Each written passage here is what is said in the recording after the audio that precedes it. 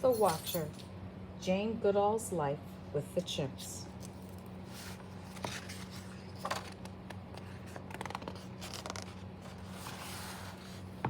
Jane, Jane, where are you? Jane, can you hear me? Everyone had been searching for hours and hours, looking for little Valerie Jane Goodall.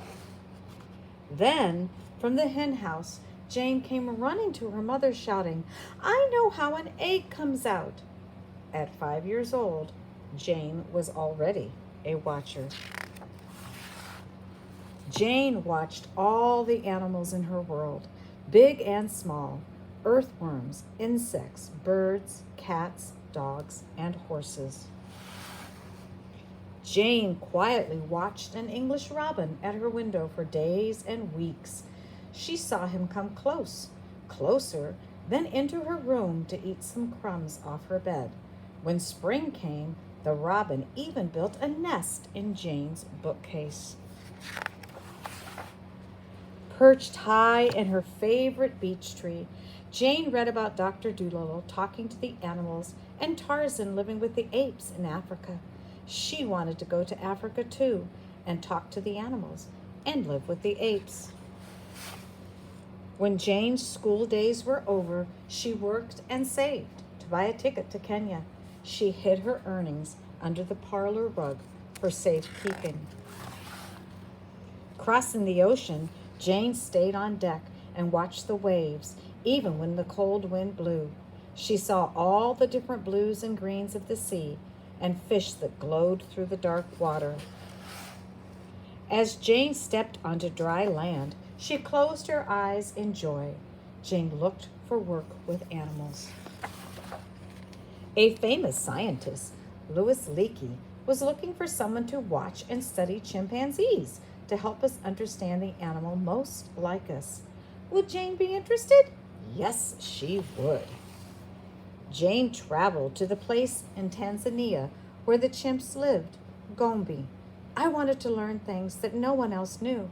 Uncover secrets, she wrote. She set up camp far from any human dwelling. That first night, Jane lay awake listening to new sounds, the croak of a frog, the hum of crickets, the laugh of a hyena, the hoot of an owl, and looking up at the stars, she knew she was home. At dawn, Jane walked into the forest. Up high, she found a peak to watch from. Every day, she climbed to the peak to look for chimps. But though she could hear their pant-toot calls to one another, she didn't see them. Jane walked down into the forest, hoping a chimp would appear. Still, the cautious chimps stay hidden. Secretly, they watched Jane. When will I see a chimp? She wondered. Then Jane fell ill with malaria, lying in her tent, burning with fever. She almost lost hope. But when the fever left her body, she tried again to get close to the chimps. More weeks and months passed, till one day the chimps let Jane see them. She stayed in the background, never hid, acted uninterested, and quietly watched. Now Jane watched every day, all day, even huddled in the rain. She saw the chimps accept the rain, not look for shelter as we do, and she kept notes about it all. You have to be patient if you want to learn about animals, she wrote. Some nights Jane even slept on the peak to be near the tree where the chimps were sleeping. She woke at dawn and saw them slowly rise from their nests, sit for a spell, then go off to find food. Jane named the chimps. To her, each one was different, just like us. A gray-bearded chimp was the first to approach Jane. She named him David Graybeard.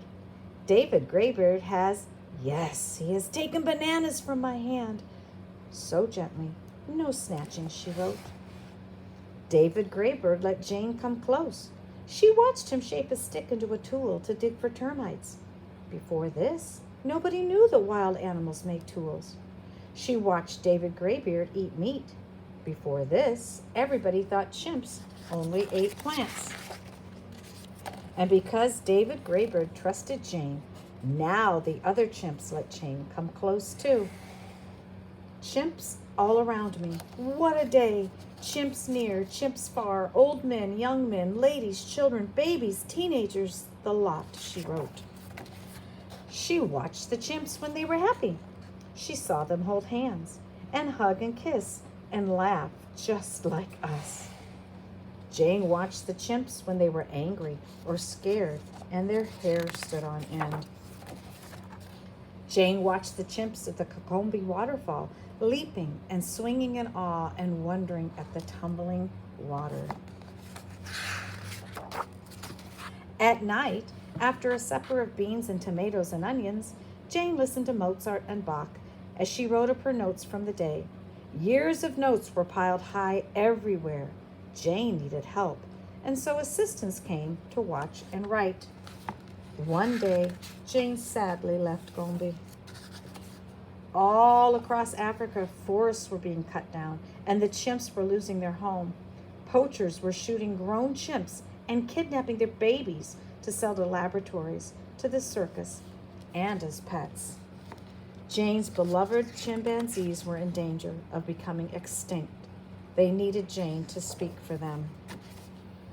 Jane hated to leave her friends, but she knew she must. She traveled to big cities and small towns the world over, month after month, year after year, asking for help to save the chimps and the forest. Jane returned to the forests of Gombe whenever she could. She climbed up to the peak, calling hello to the streams and hills and trees, David Graybird at her side. Jane watched and listened again to the pant-hoot calls of her friends, and when she went back to civilization to speak out for the chimps, Jane carried with her the peace of the forest. The forest in Gombe, where she talked to the animals like Dr. Dolittle, and walked unafraid like Tarzan, and watched and wrote, and opened a window for us to the world of the chimpanzees. The Watcher.